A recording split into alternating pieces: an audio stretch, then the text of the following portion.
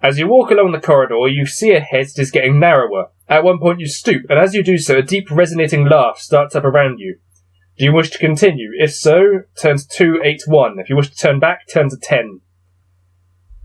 A deep resonating laugh could mean any amount of things. Again, turning back isn't going to get me learning anything, so I feel even if it causes me to fail, I should go to 281 to find out what the laugh is.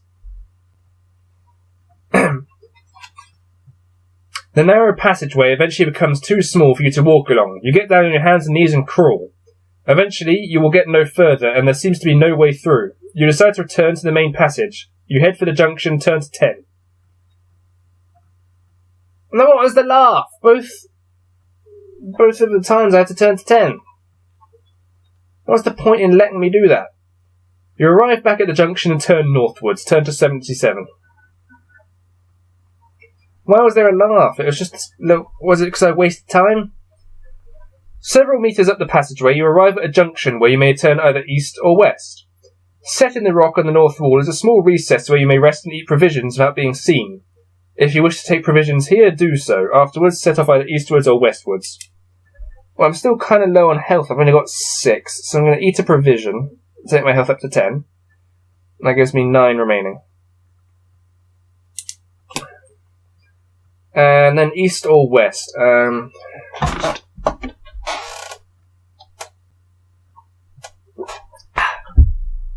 Yeah. Which way have I been doing more? So I guess eastwards again. I suppose it doesn't matter, because I don't think I'm going to win this time anyway, so... I mean, for all I know, that key I had would have been the, that would have been the one I needed, for all I know.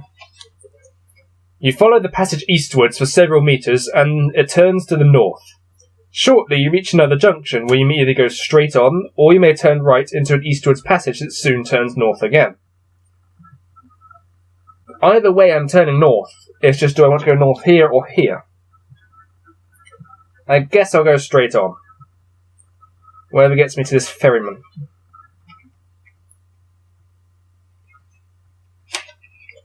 The passage ends at a wooden door, trimmed with iron. Various inscriptions adorn the door, but none make any sense to you. Okay. I don't have anything to add to that, I'm afraid, but... You listen but hear nothing. You may either open the door or return to the junction. Well, you know what I say, if there's a door, you should open it. Because there's stuff behind it. The door opens into a small room, comfortably furnished with a table, several chairs, and a large bookcase which covers one wall. Seated at the table is an old man with a long grey beard, and squatting on the old man's shoulder is a small winged beast. Here we've got a picture of the old man. Yeah, I can see the beast, just about.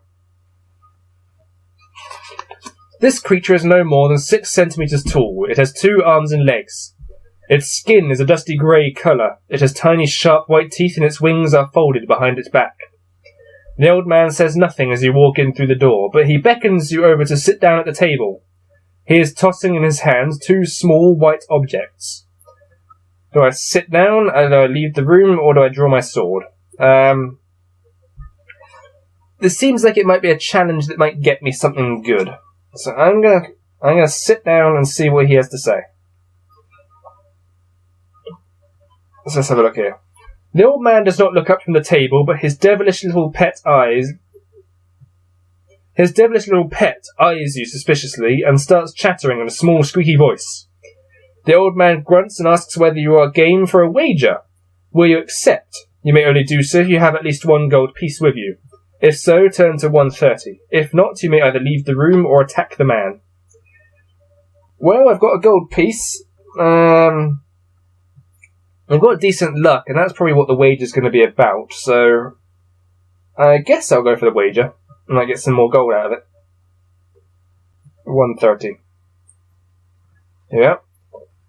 The old man asks for your stake. You may bet between 1 and 20 gold pieces, but not more than you possess. I've only got 1, so I guess that's what I'm giving. He tosses the white dice he has been playing with you and asks you to roll. Roll 2 dice for yourself and once for the old man. If your total is higher, you win the amount of your stake from the old man. If his total is higher, you lose your stake. Wait, do I roll both dice? Yeah. You may continue for as long as you have gold pieces, and then leave through the door and return to the junction. Add 2 points to your skill, stamina, and luck scores if you win. Well, I might as well try and get this gold piece. So I've rolled 10. Ooh, there goes my dice. Where'd that go? Oh god, I've lost my dice. Hang on a minute, let me find that. Okay, I'm back again. Had to take a little detour to find my dice. It had rolled under my desk. Had to use my bayonet to fish it out again. Where was I? Yes. So roll once for myself. 5. And roll once for him. 4! Wow! So that gives me 2 gold pieces. That means I've got 1 to spare still. Shall I try again? I did win, so I'm going to add the points where I can. And my luck's really high, so that just means I get a bit extra stamina. So that takes me to 2 gold pieces. Do I try again, or do I just roll with it? Wrong pen. I feel that more gambling would probably screw me over if I tried it, so I think I'll just stick to the 2 gold pieces that I've got. I am pretty poor, apparently.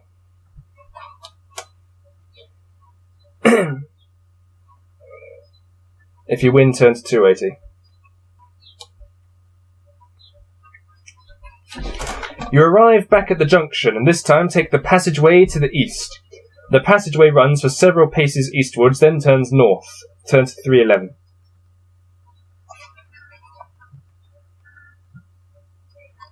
It seems to be very corridor heavy, this section.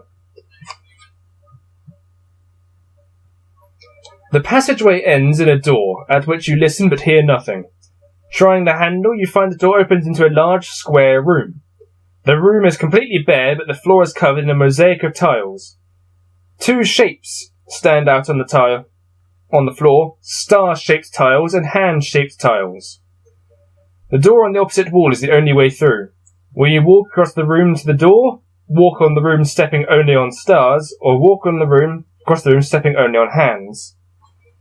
There's a picture of the stars and hands.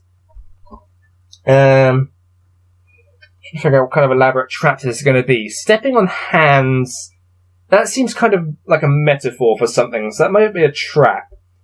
Stepping on stars makes me seem high and mighty, though, so I'm going to try the hands, because that seems like the worst option, which might be good, I guess. Let's see, where is it? Diddly-doo. The moment your foot touches a hand's tile, you feel a vice-like grip on your ankle and look down to see a ghostly white hand gripping your leg. I knew hands were a bad idea, and I went for it anyway. You fight for your balance, but manage to retain it. But to your horror, you see that from every hand-shaped tile in the floor, a similar apparition has appeared. And the floor across the door is now scattered with ghoulish hands, flexing and snatching in the air. You draw your sword and chop at the hand. Resolve this battle. So I'm up against a hand. There's one if you don't know what it looks like. I guess that's why they didn't draw a picture. Everyone knows what hand looks like.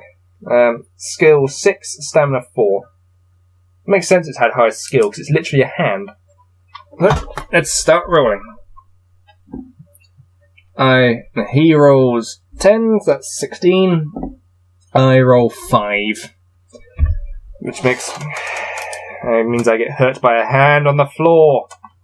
Why am I using a sword? I could stamp on it. So he gets 7, I get 12. And so I won that one. Takes his stamina down to 2. He gets 5. And I get 11. So I killed an innocent little hand. It's not really much of a monster, is it, a hand? I mean, sure it gripped my leg, but it wasn't really doing much. I'm ashamed to die to it. You turn up in Valhalla or whatever, and what was it that killed you, mighty warrior? It was a hand on the floor.